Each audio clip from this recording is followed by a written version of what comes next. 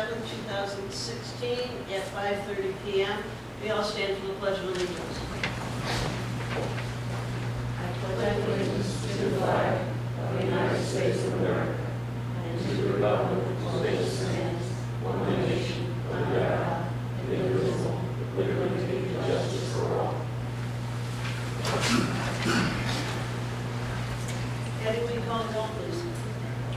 Councilmember Julie Chandler. Present. Councilmember Gerald Cohen. Here. Councilmember Pamela Gunn. Here. Councilmember Mitchell Crott. Here. Councilmember John Petrowski. Here. Mayor Leslie Ford Otero. Here. City Manager Nancy Gonzalez. Here. Finance Officer Melanie Pizzona. Here. City Attorney Paul Marino. Here. And Vice Mayor Wanda Schreier was unable to attend.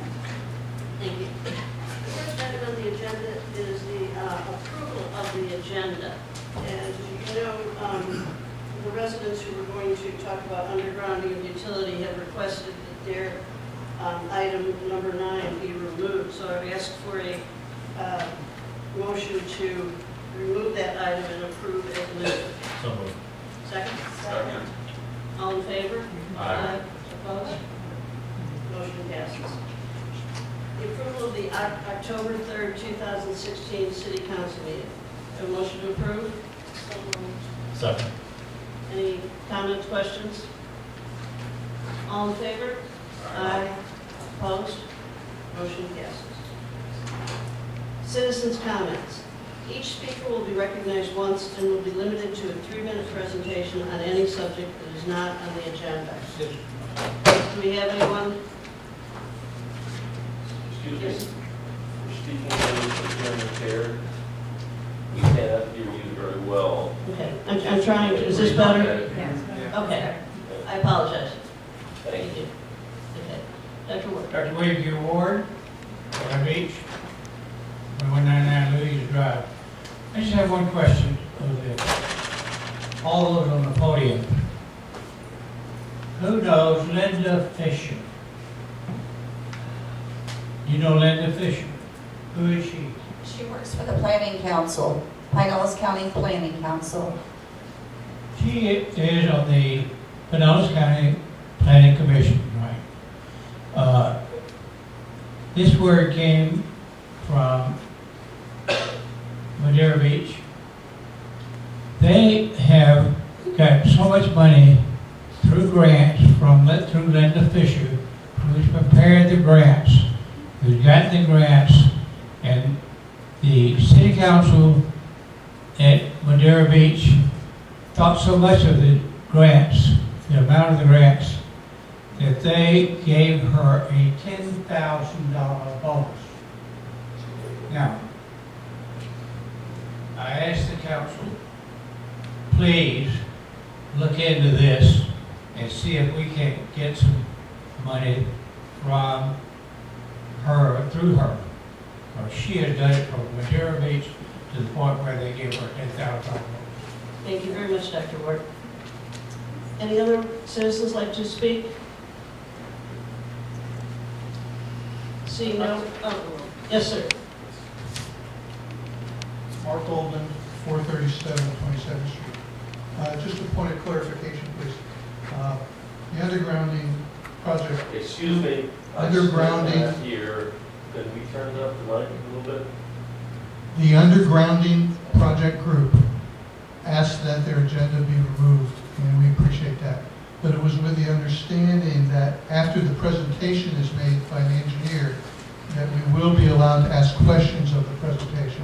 And I just wanted everybody in the room to understand that, and that there was some method to our madness.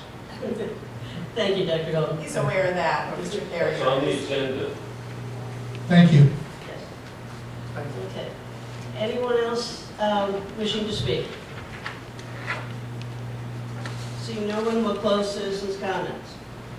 Consent agenda, item number 4, proclamation. Paul, do you want to read this?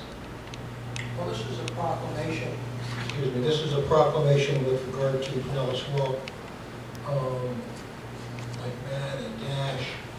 It's to raise funds for the continued Mothers Against Drunk Drivers Pinellas County community education, victim support services, and youth programs that work to eliminate underage drinking. And the mayor and city council reminds the citizens of Bel Air Beach that unlike many other causes, drunk driving doesn't need a cure. The cure is awareness and education so that each of us choose to Again, drive. this is safe. Can't hear you. Hearing impaired, could we turn up the Virtually. microphones? Choking on this thing. Thank you. The resolve is that the city of Bel Air Beach and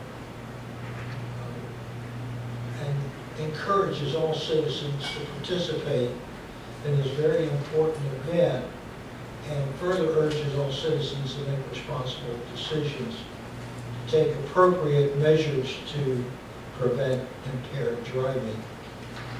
It's dated today, to be signed by the mayor and the clerk, if approved. Thank you, Paul. Do I have a motion for the proclamation? Second? Any discussion? All in favor? Aye. Opposed? Motion passes.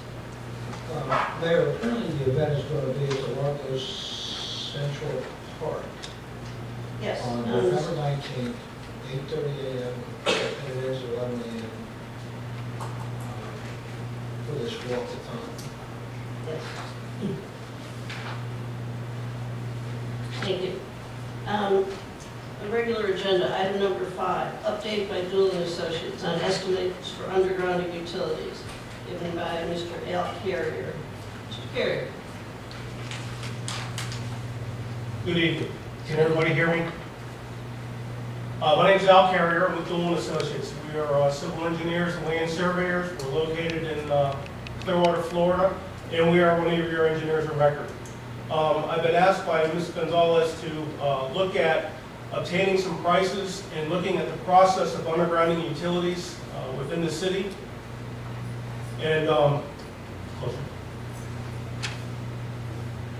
And I started that process. Before you, did you have an opportunity to hand out the sheets? Patty has the longer desk, if anybody would like. It's just one sheet. Yes. Just one. Patty. They need one. We don't have one. Okay. I brought 24 of them. So Thank you. if you're in the audience, if you can share, I'd appreciate it. You just brought. And I apologize, I just brought them. Some of this information is hot off the press. As I get through the presentation, I'll explain to you where some of the numbers have come from and what we're still waiting on.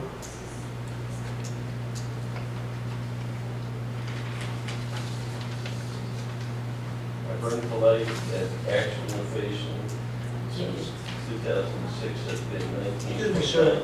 Sir, Sir, sir, sir, with the orange shirt.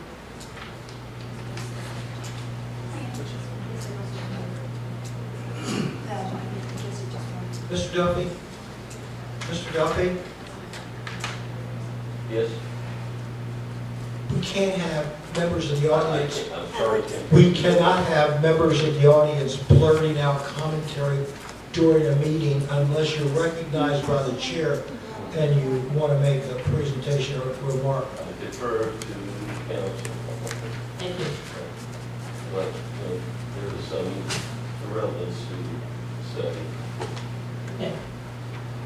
All right, so the sheet that you have, the sheet you have before you is a quick snapshot of the probable costs for undergrounding utilities, and then some of the items that are going to be required for undergrounding utilities. Now, we have been tasked to look at the entire city. We started the process about a month ago. I've reached out to Duke Energy, I've reached out to Bright House, the other utility companies, and I'm having a very difficult time getting a response back from those utility companies. I have received some information as late as today, and that's the information that's reflected on this sheet. And I'll go through it with you all. The information that came to me from Duke was for an area that you guys have already looked at, or I believe the residents have already looked at in a specific area within Bel Air Beach, and that is Donato Drive, Louisa Drive, Alita Drive, and 22nd Street from Bayshore to the east. It comprises of about 116 homes. Now keep in mind, this is the best available information I have to date. There still needs to be some work, but I want to give you all the process and the probable cost of doing this type of work, of undergrounding the utilities. There's going to be utility fees, utility company fees, and the three major utilities in this particular area is Duke Electric, Bright House, and Verizon / Frontier. Duke Energy, I talked to Miriam Tucker with Duke Energy. She had forwarded me a cost estimate that was done back in February of 2015. She hasn't updated it since then. And the reason why she gave me this information on these particular 116 homes is because she's already been approached. I'm sorry, I don't know if I'm preaching to the choir here, if you've already heard this information, but I'll try and get through it so everybody has the same information, the same process that I'm going through. So her cost estimate just for Duke to do the undergrounding was $350,000 back in 2015. Based on the information that we have in our house at Dual Engineering, we project about 12 to 15% per year over the last 2 years for construction projects. So what I had done was I'd taken that $350,000 and I added a 15% cost increase for the last 2 years. That brought it to about $460,000. That's how I came up with that number. Obviously, if we're going to move forward, I would have another cost estimate done by Duke, so we could solidify the numbers. I did reach out to Bright House, Ted Bingham. I talked to him, had a couple emails with him last week. I talked to him on Friday and touched base with him this morning. He is also aware of this project, but not on all the 116 homes. He had done it for, he believes, about 50 or 60 homes on a couple of the fingers. He couldn't tell me off the top of his head which ones they were. He was supposed to get those numbers to me today by 5 o'clock. As soon as I stood up here, I haven't got those numbers yet, so I wasn't able to update this. So we don't know what that cost estimate is going to be. And I don't want to fathom a guess. I don't think it's going to be more than Duke. I think it's probably going to be somewhere around half the price of Duke. They don't have the same equipment. It's complex. The wires are smaller. So I don't think it's going to be as high as Duke. Verizon also, Raul Rivera, I've reached out to him 3 times. I have not got a phone call back from him. I do know him almost on a personal level. I've worked with him for the last 15 years, and I have a couple other projects in Pinellas County. I will see him soon, and I'll get him to give me the information. As part of the process, Duke and the utility companies obviously need to be paid for their work, so that money has to come from somewhere. As part of that work effort, when they remove the aerial utilities, you all have cobra heads that sit on top of the telephone poles or the power poles. Those will all come down when you underground the utilities. So if the residents in a particular neighborhood want streetlights to be put back, that's going to be an added cost. I had a specific conversation with Duke, asked them to give me a range of cost. They were reluctant because the types of streetlights range from very utilitarian to very ornate. Depending on the type of light structure you pick, they could be every 200 feet apart or they could be every 500 feet apart. So the range varied.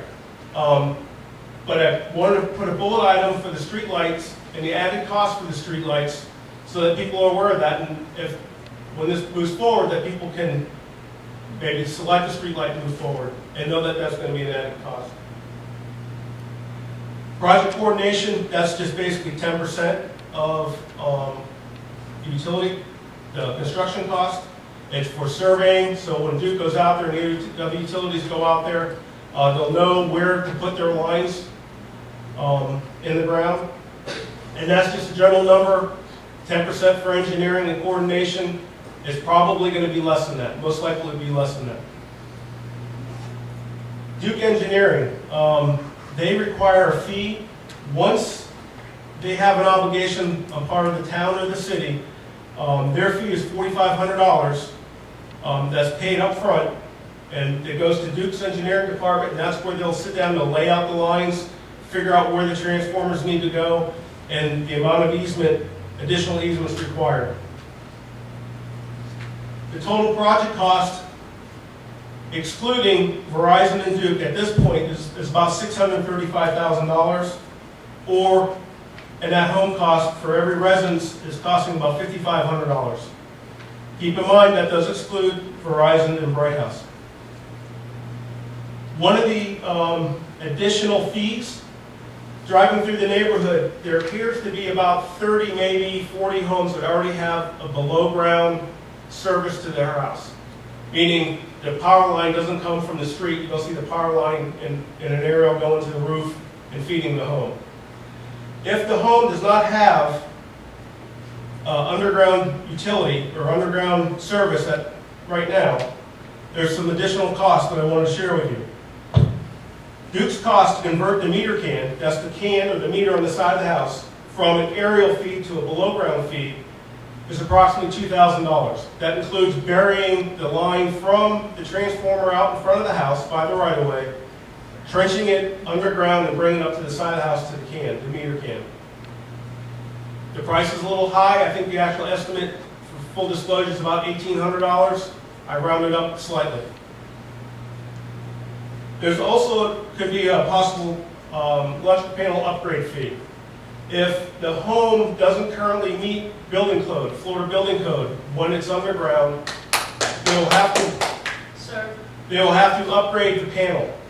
I had a friend that just put in upgraded his. It was $1,300. It was a 250 amp panel.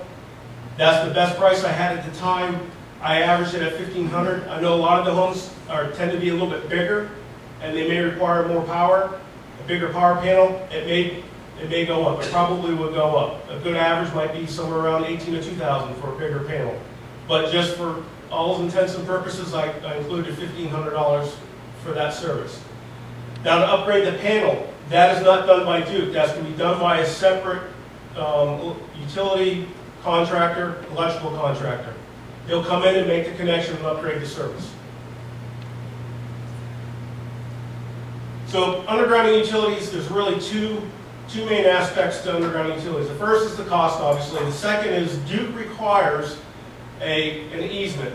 They call it a 10-foot easement in addition to any easements that's on the property.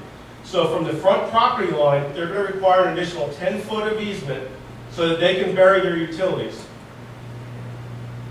Within that easement, they'll allow Bright House, Verizon, or any other utility company to be included within that easement with Duke. But Duke will be the primary easement holder. Everybody else will be subservient to Duke.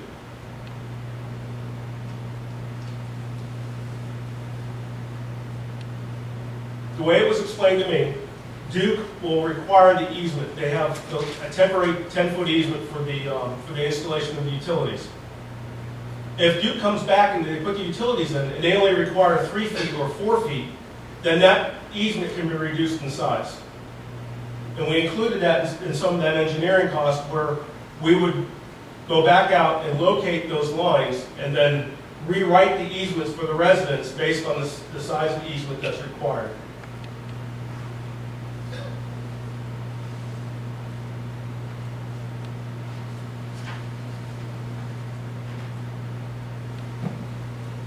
That's really all I have to say about the cost estimate and the process. If you have any questions, I know it's going to be an open... Sir, I'm going to have to ask you to sit down now. For procedure, let us be too late. Wait for the next. Pardon? I'm going to have to ask you to sit down. One of the things project restoration, did I miss the No, I missed description it. of that? Thank you. I'm sorry. Project restoration.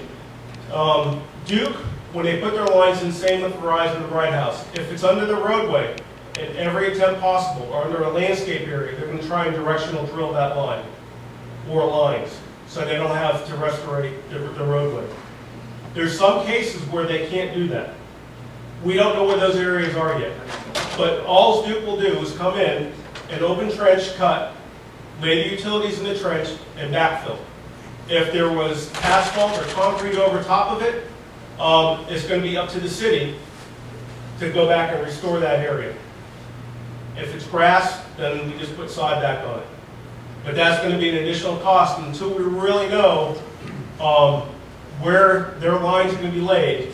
It's kind of hard to put an estimate on that, but I estimated that at 20% of utility fees of the overall construction cost, and that's reflected in that $635,000. So to summarize, if you have an overhead service now, and you need to have your panel upgraded, your projected cost without Verizon, without Bright House, would be the $5,500 plus the $1,500 plus the $2,000, which is $9,000.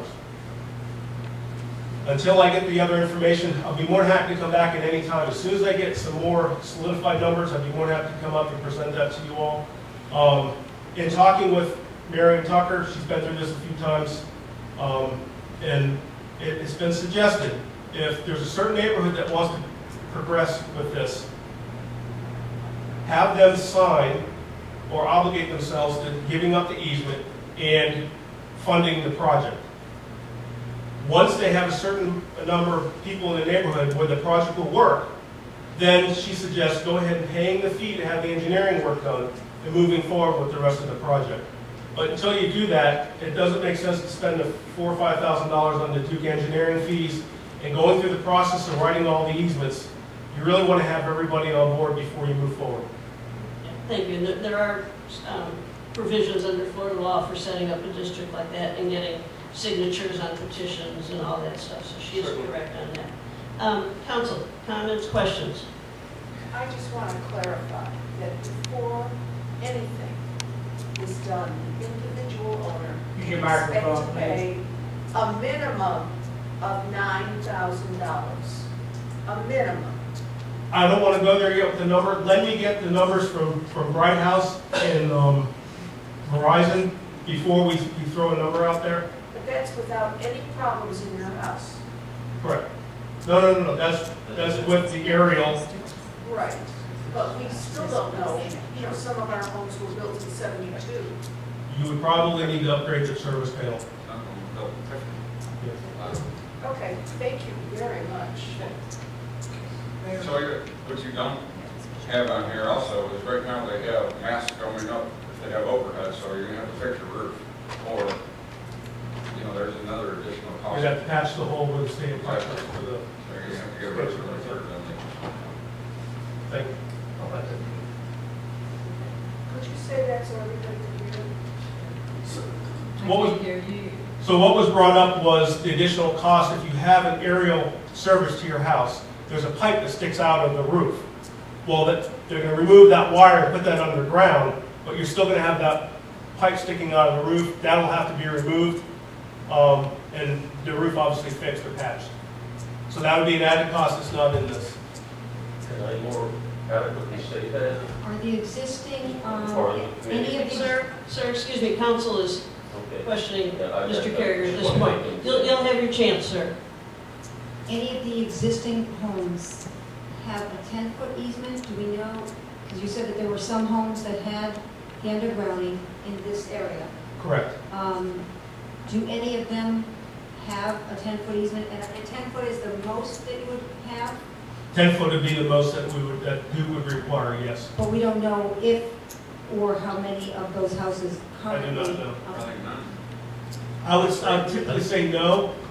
If there's an underground Yeah. If there's an underground service now, it comes down the pole in the right of way and then it's just buried. Correct, and then there's a service. Duke wants that extra 10 feet so they can directional drill or bury their lines within that 10 feet and be free of any other utilities within the right of way. So for, It's an additional 10 feet. It's an additional 10 feet. right, Yes. so for a property that is, say, both sides of the property, like if it's in a triangle or along the street, that whole side is going to be, could be a 10-foot easement. Could be, yes. There was a study, an engineering study done back in 2006. by Brookings? February 2015 was the Duke cost estimate that was prepared. Okay. No, I was just talking about easements. In that study, they addressed easements. And they said that most all streets in the city of Bel Air Beach have a minimum of 50-foot right-of-way. Correct. There are also a few areas that the sidewalks along the streets, there's approximately 14 feet of land area. And in even more of the cases, between the back of the street curb, the property line in most areas of the city of Bel Air Beach. I don't know whether that addresses the right-of-way is the same as an easement, or talking 50 feet. No, two different things. One, the right-of-way is owned by the public. It's owned and managed by the city. An easement, the property owner will still own the property under the easement, but what they do is it's an agreement they allow whoever that may be, Duke or whoever, to have access to that property and to maintain their facilities on your property. It still looks like your yard. There's just an overlying area that's dedicated for those utilities. And I'm not aware of this, what you're reading. This is the Brotherton study? There's a Brotherton study. I don't think I've The seen other that. engineer. I don't think I've seen it. Back in Hopefully I'm consistent with 2006 him. and 2013. Right away is different than easement. Right away from the center of the road over. Typically, They're they're, talking about land, taking property from you that you own that's from the right of way, which would be probably 10 feet from the street or curb onto your lot now. And then on top of that, another 10 feet. So the study goes on, the next sentence says, this is more than adequate to provide for switches, transformers, and pedestals for undergrounding of the overhead utilities in the residential areas. so in that study, they're referring, They're referring to the right of way, No, they can be installed in the right of which way. is used as an easement. Now, in my conversations with Duke, they want the easement. I think you're reading it incorrectly. I think it says that we got the 50-foot right-of-way, which is basically the street. And then there is land area from which we could do an easement without, where we could get a 10-foot easement. Pardon? Paul, Mayor, Okay, well, maybe I can help you all out here. You measure from the center of the street to the edge of the macadam or asphalt, you're looking at 12 and a half feet on the average, okay? That means there's another 12 and a half feet from that point inward to the property, to the house, Typically- that's still part of the right of way. Typically, the back of sidewalk. That, It's a curve here. If there is a In this sidewalk. stack of curve. that being a fact, the fact that Duke wants a 10-foot easement, okay, may not be necessary at all. I don't know if anyone has bothered to check the plat for this area that's recorded in the land records office to determine how what the property owner granted or released to the city for utility or drainage easements on the front or back of the property. I think that absolutely needs to be looked at because that may be in addition to the right-of-way. So you're already now 12 and a half on a right-of-way, and let's say there's a 10-foot easement that the developer, when they platted out the whole city or that whole section, insisted that be given to the city for utilities. That makes it 22 and a half feet. I don't think the Duke is going to need anything more than that to just get the project. And we did something similar to this on Fort Ritchie, so that's why. I think the easements are going up to where the telephone poles are on the lots. Yeah, where the power lines Wherever are. the power is right now, that's, the easement, or not easement, that's the right of way that they have right now. So I'm not sure if there's Actually, I enough. think it goes beyond that. They might be a foot or so, because not much. Mitch, did you have a question? Yeah, that was going to be my first question. The other question I had is, I know when Verizon, who's now Frontier, came through, previously they brought fiber into the neighborhood. They were saying that their overhead stuff was pretty much backup, so they weren't going to be using it anymore. So that may be something we want to discuss with Raul also. Sure, and then when Verizon came through, did they directional drill it? Is it buried? Yeah. So that's done. Yeah. That may be a done deal. That's good. Yeah, because they said they left it there, as a backup, that they really didn't need it. And by the way, Duke and Verizon, all of them use a Jack before approach to these kind of projects in any event. And I would typically agree with you, but my conversation with Duke was they're gonna use the most cost-effective means to put those wires in the ground. Jack In my opinion, it's cheaper for them to, if it's over grass, it's cheaper for them to dig it and lay it. If it's under asphalt or landscape areas, they're gonna directional drill it.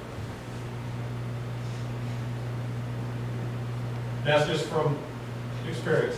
I don't know that whole hard fact to do, but. Council, anything else? Paul, did you have something you wanted to say?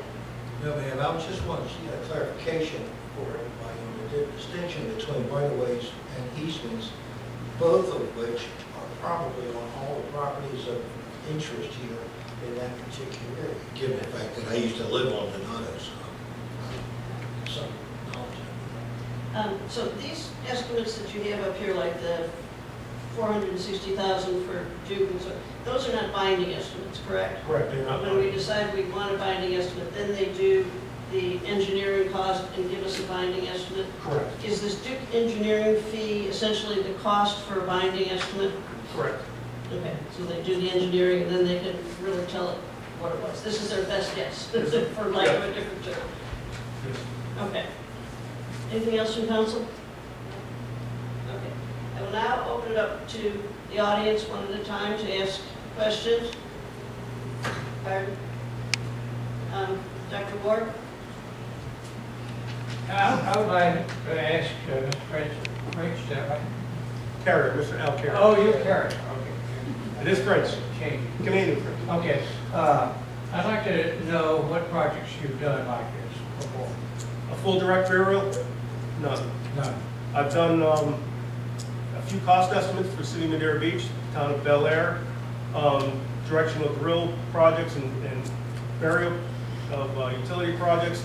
Usually are comprised with other street projects that we've done in the past, but a standalone directional drill burial, I have not done. Your engineering company is a civil engineering company, is that right? Civil engineering and land surveying, yes. Are you employed by the city? As an engineer of record, I'm employed to do a preliminary cost estimate on what it would be to bury the utilities in the city. Right. So you don't get paid for this? Well, essentially, I do them under contract, lump sum contract. He's as not, part of- okay, excuse me, Paul? If you get a contract. I don't know why. This is not a deposition, this is not a witness on trial. Mr. Ward, you've got comments you want to make about his presentation, direct them to the chair. I need to know about the engineering firm that he is representing for our city and for our citizens. Those are questions, Particularly in our area. Those are questions, I'm sure the chair will have the gentleman answer any questions you have. And I'm sure he's qualified as a civil engineer, but you haven't done any projects like this before, right? Not this specific project, but Thank you. bits and pieces Thank of you. projects. Didn't hear what you When we said. do projects for roadways, we bury utilities all the time. It's just Okay. an aspect of that other project. Mr. I'd like Carrier? to comment one more thing. Yes. Is that we don't have any trouble, we won't have any trouble with right-of-way. We've got plenty of right-of-way in all our area. Thank The you. only trouble we'll have will be on the cul-de-sacs, which can be overcome with no problem at all by putting the last part of your transformers in the last part of the cul-de-sac area. Maybe I should qualify this. Being a civil engineer, working on your behalf, the town's behalf, I'm not laying out the lines. I'm not laying out the transformers. That's all done by Duke. Good, right. I don't have any say of where they put the transformer, other than if there's a conflict and I witness it, we'll figure out where else to put it. But other than that, the engineering work is done by the utility company. That's right. How Mr. many Carrier, you don't times- need to respond. I just Dr. Ward, mentioned. excuse me, did you hear Attorney Marino's comments to you? If you have questions, ask. This has to be engineering, right? And I'm asking the engineer, your engineer, how many conduits he'll put in? In other words, That's not something that the engineer does. That's something that Duke does. He is merely coordinating it for the city. Thank you, sir. Yes, sir? Come to the podium, give your name and address. And address My name is as, Tom Duffy, I live at 104 21st Street. okay. I'm a new resident, I love the area. I'm sorry for that. But, you know, we have to understand what the cost is gonna be. I Yes. mean, there are people that represent a small portion of the city that want to have undergrounding done. And I applaud them. If they want to do that, just do that. And they have the ability to do that. They can go to the utilities and like get the cost estimates, get it done. But the rest of the city does not need to pay for them to be able to do that. And that's the bottom line. It's like, I mean, you know, I have overhead in my backyard, and I'm okay with that. And if they want to have theirs undergrounded, there's no problem with me, but pay for it, and it's extensive costs. I've produced and provided the council with a cost estimate of exactly what they asked for, you know, breaking up by, you know, their own spot and Gulf Boulevard and the rest of the city. I've done everything I can. We appreciate that, Mr. Duffy. One of the, to your comment that, you know, if people want it, everyone should pay for it, that's one of the reasons that we hired USF. Share that study with them, because it actually, I mean, it's a low ball figure, Yeah, but right. it actually tells them, they're asking what it actually costs, and I'm willing to share with them what it actually costs. What you estimated it would cost. The reason we did the USF study was to And I appreciate get that. the information, you know, like which parts of the town were interested, which ones weren't, how we might pay for it. You were here last week, or last meeting, when we had the study. I've And done now this- we are, I've now done we this are, as a excuse justice me, for can I the rest of finish? the people. May I finish, sir? Now we are trying to get the cost estimates down for the area that was really, you know, very seriously interested in doing it. And I think And the study that was as I said performed before, actually there does are that. ways, there are provisions in Florida law to have a neighborhood either on their own, put together a petition to do their Very good. thing. Those are provisions of Florida law. We've talked about them, talked with Attorney Marino about them, so there are provisions to, And if you need Did more you- assistance in this, I'm willing to provide it pro bono. thank you, sir, appreciate that. Okay, thank you. Other comments?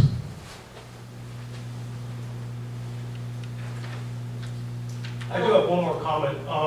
In talking with Duke and Bright House, they did mention that you don't have to do an entire neighborhood. If there's 15 homes on the end of a finger that want to do it, and they're all on board, you can do it in smaller segments. Price is going to be a little bit more per home, but it's possible to do that.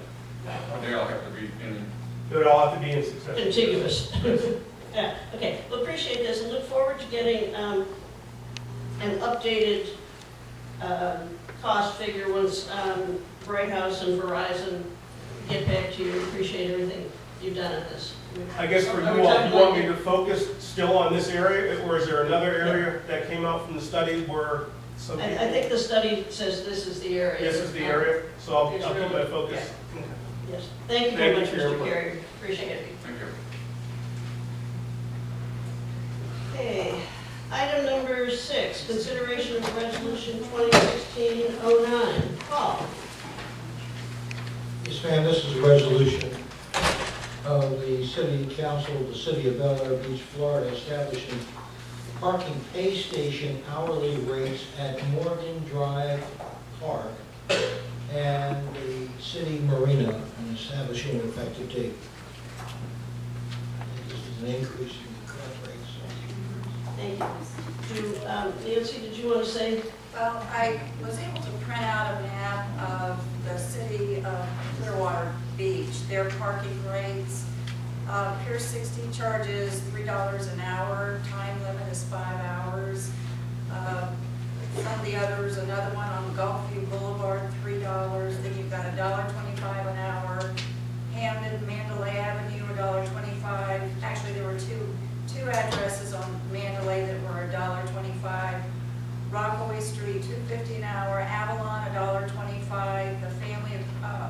Aquatic Center and Recreation Center, $1.25. McKay Field, Mandalay, $1.25.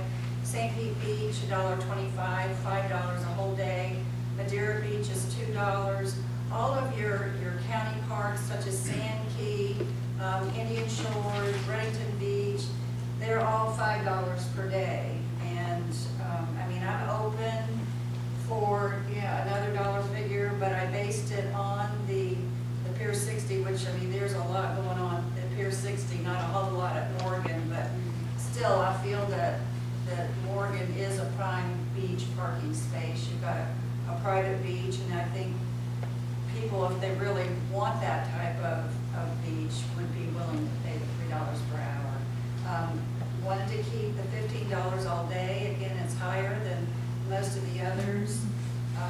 And it would be $20 on the weekend, and the increase would also be to $4 on the weekends and holidays as What well. are we charging now? I think it's $1.75 an hour, $1.75 an hour. For even weekends, all the same? No, I believe it was two or $2.50. It was always higher on the weekends. But I kept it, currently, it is $15 for the whole day, so. Any other comments or questions? I appreciate having this being put on the agenda. Can you talk into the mic? Oh, I'm sorry, yes. I do appreciate having this being put on the agenda. It was brought to my attention that we don't have the amenities that Clearwater Beach has, but we also do not have the number of pay stations that Clearwater Beach has. But we do have restrooms that need to be maintained, especially on weekends, more trash. And I think that just a little increase would not necessarily be a bad thing for our community. Any thoughts? Questions, Pam? No, I think the increase makes sense. Okay, Matt?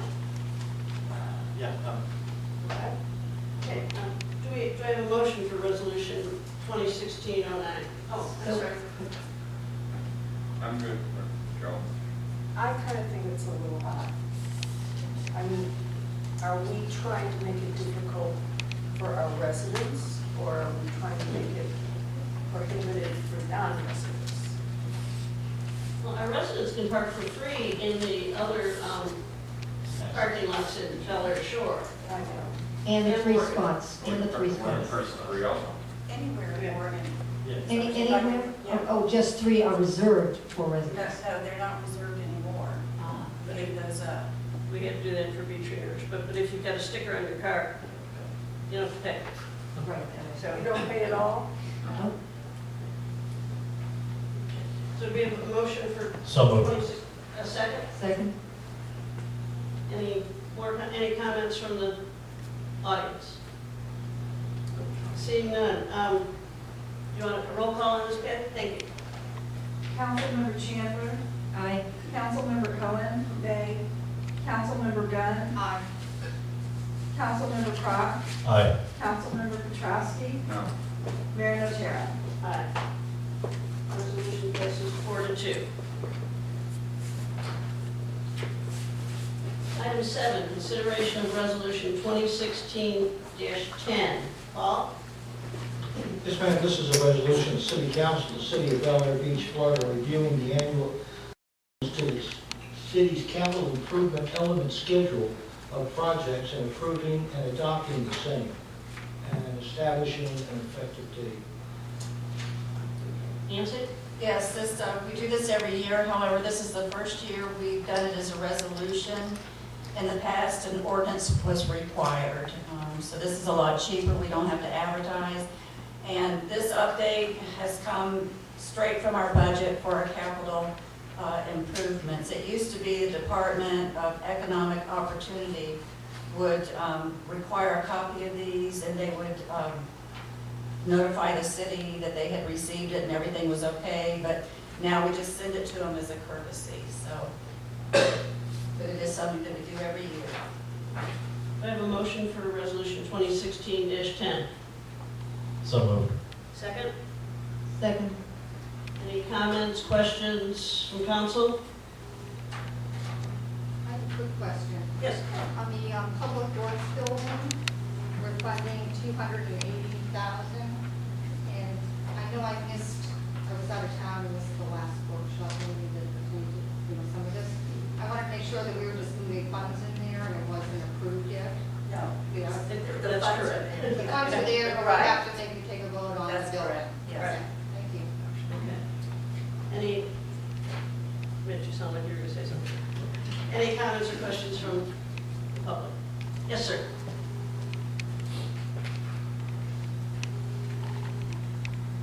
Being Louisa Drive, Nancy, question for you. Yes. With this ordinance, could it be, how would you want to say it? Could it be revised or another ordinance put in to include the undergrounding for the city? No, we can't. Our budget has already been approved and passed, so In other words, right now you can't put another we ordinance cannot. in place? No. Now, we update the capital projects every year, like I said, and this comes right from the budget. But our budget has been approved.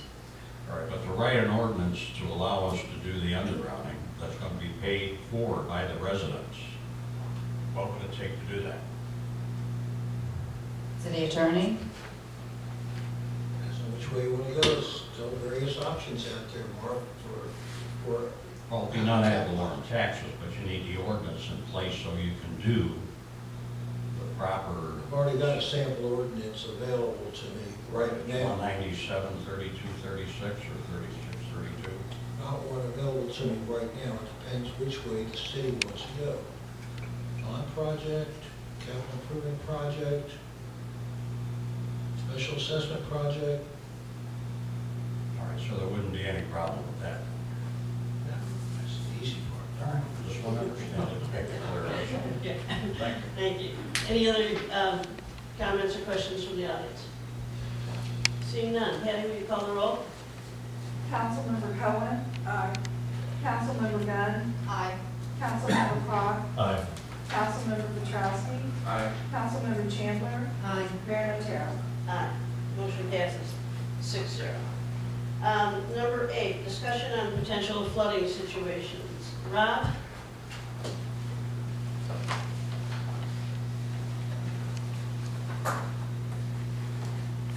Thank you, Mayor. This is a follow-up to my presentation at the last council meeting.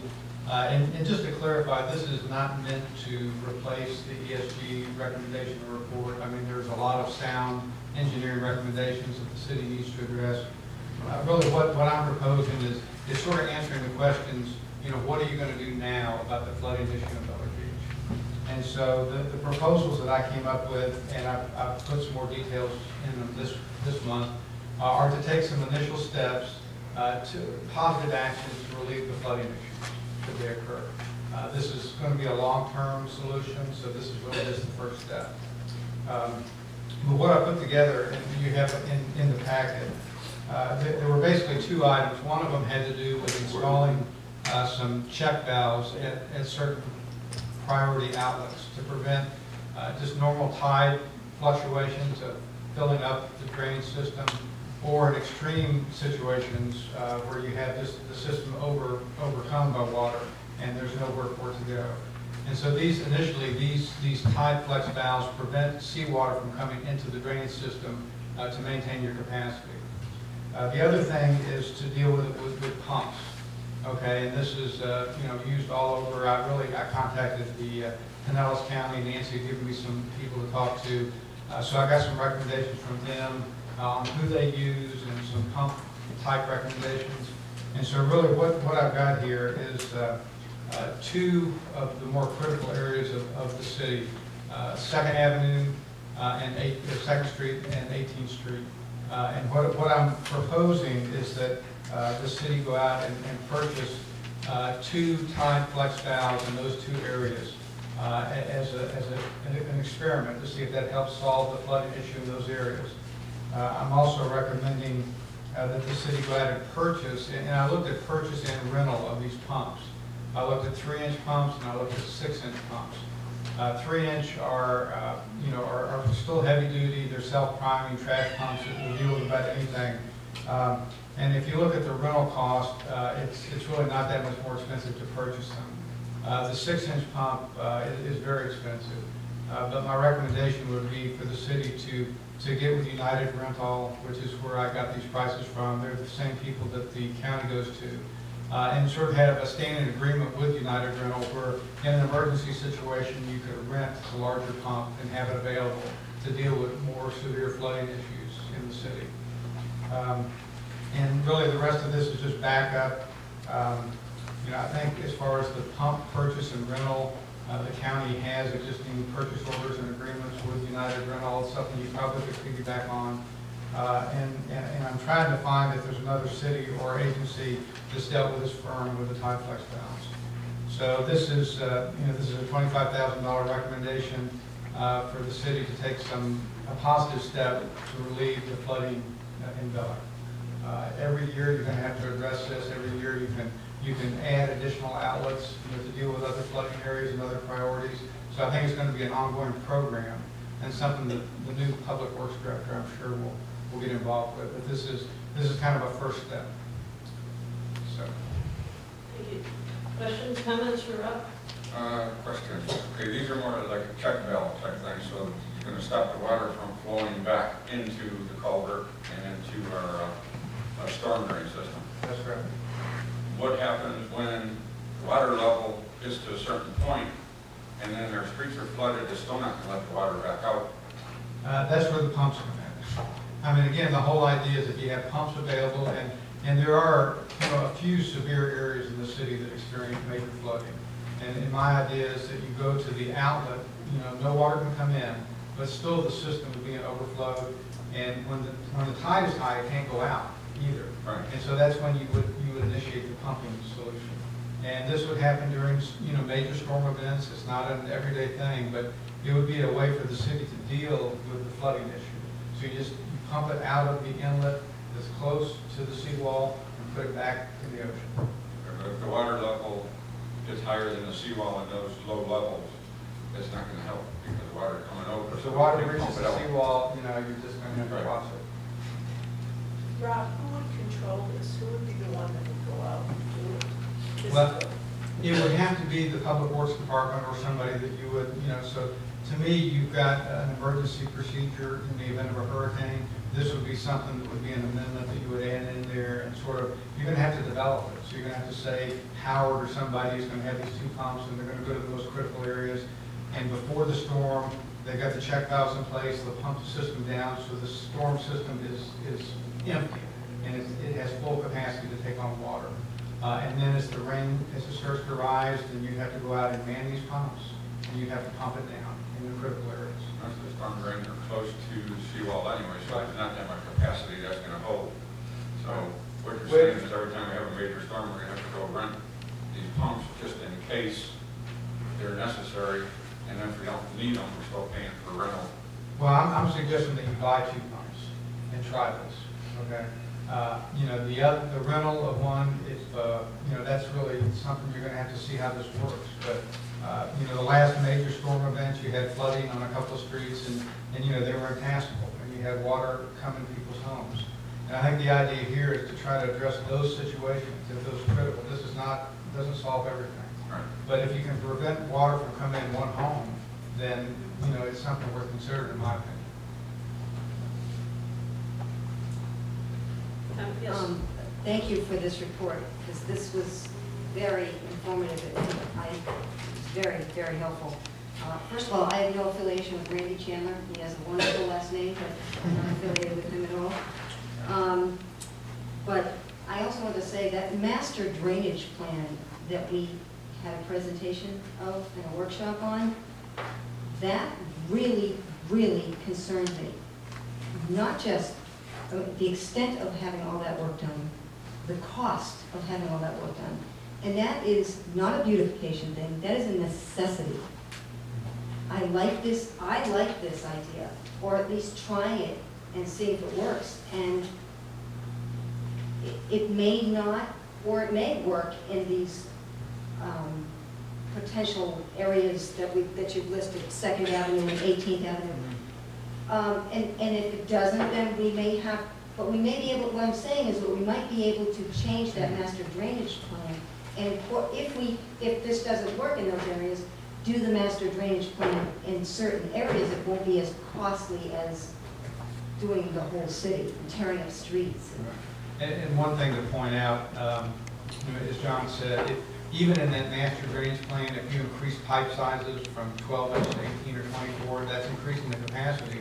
But once the system is overwhelmed, once you breach the seawall, it's going to do you no good at all. Right. So you can spend $3 million on increasing pipe size and still have a flooding problem. And that's why I think the pumps are a good backup solution, because it's an emergency. Okay, you've got the system's overwhelmed, you're trying to get water out. So, and maybe you wait until the low tide, when the water goes back down below the seawall, and then you pump. So this, again, it's to me, it's just a proactive way to deal with an issue. It's only really an emergency, so you want to implement this. We are in a coastal community, and we have water. We get water when there's a lot of rain. So, Pam? No, I agree with Jules that this would be something to try, to see if it works. Yeah, I appreciate the work that Rob's put into it, and I would certainly like to get our engineer's opinion on it though too, and maybe a workshop that we could talk about that with the engineer and what his thoughts are, because if I'm looking at this correctly, those backflow things, don't they actually restrict the outflow even if they're not in a closed state to a certain extent? Because they don't really open up all the way unless, Well, I mean, there's huge back pressure on them. all backflow preventers create some. Right, so I'm saying in the case where the tide is low enough, you're actually going to be restricting the flow. So I'm just saying, I think we should get our engineer involved before we go out. And my other concern is the manpower to get these pumps where they need to be when they need to be there. Because we have a really small staff. It's like, okay, well, they'll get there a couple of days after the water goes down. In the middle of the night, you're gonna have to get people. But I also appreciate the fact that you said that this is not a replacement for the infrastructure plan, which has been kind of kicked down the road since 2005.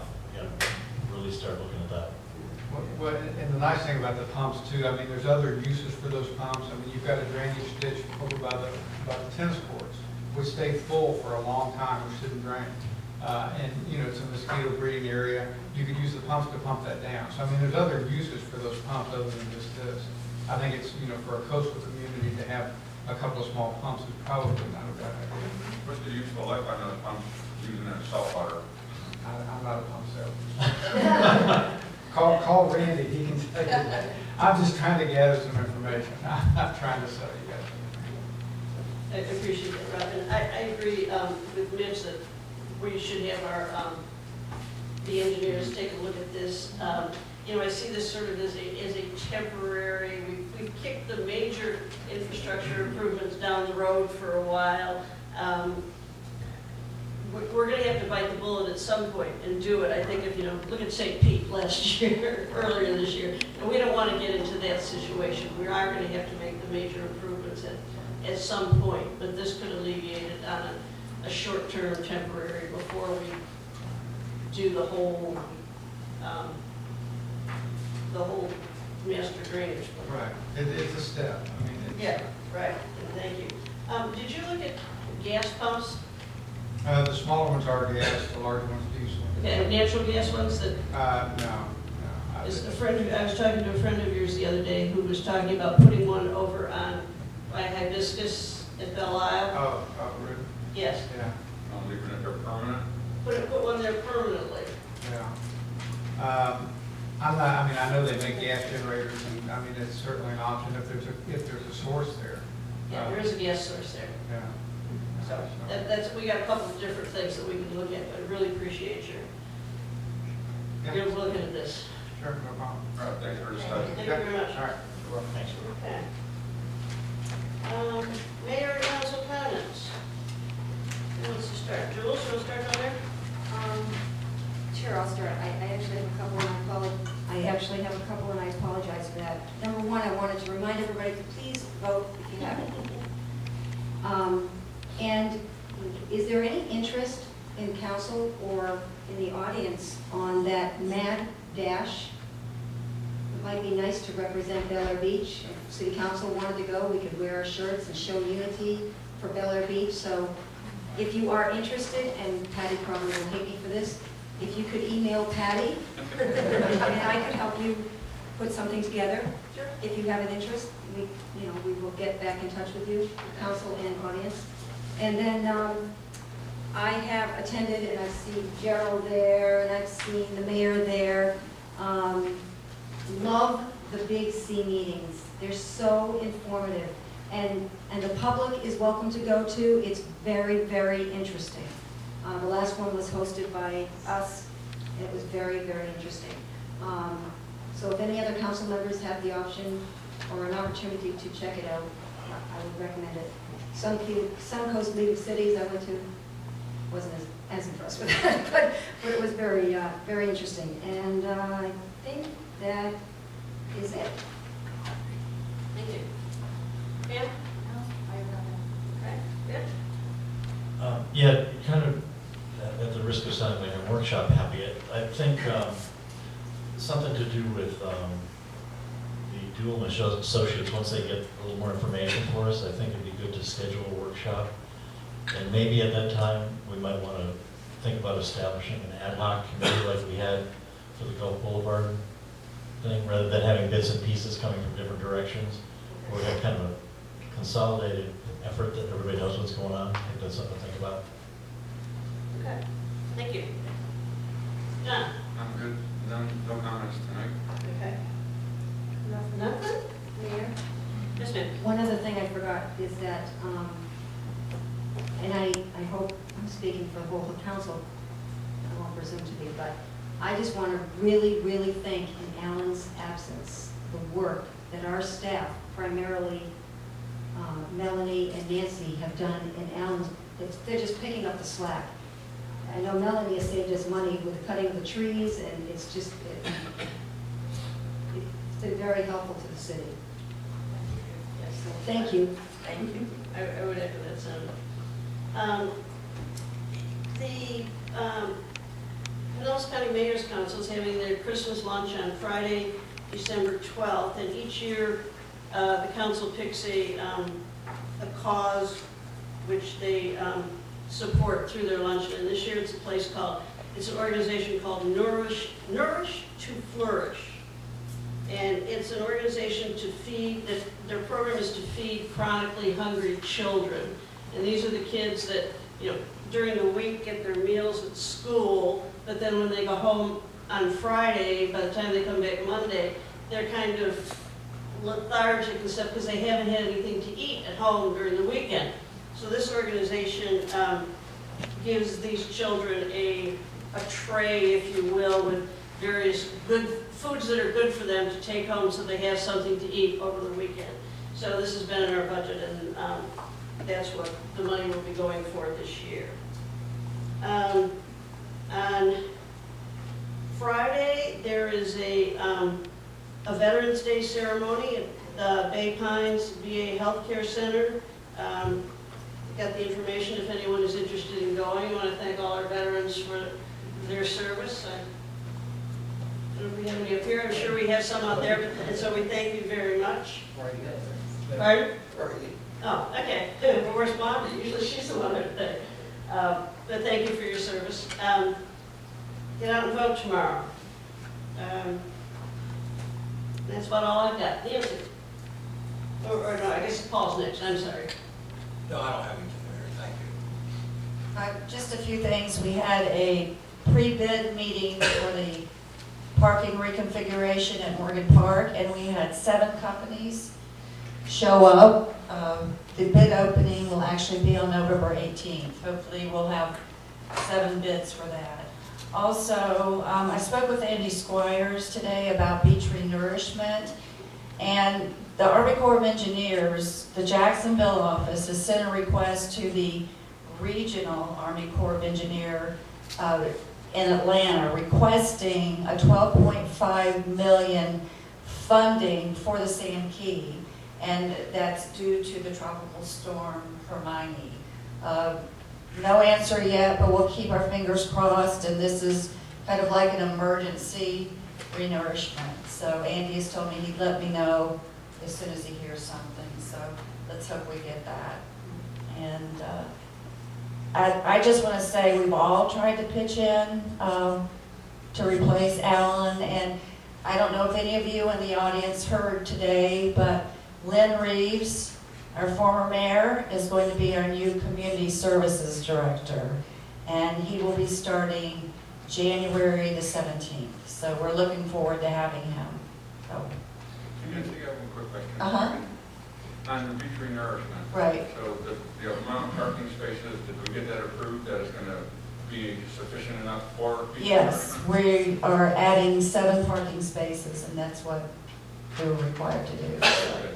You did a good job. thank you. It's only taken 8 years. Okay, we have a motion to adjourn. So moved. We're adjourned. Thank you.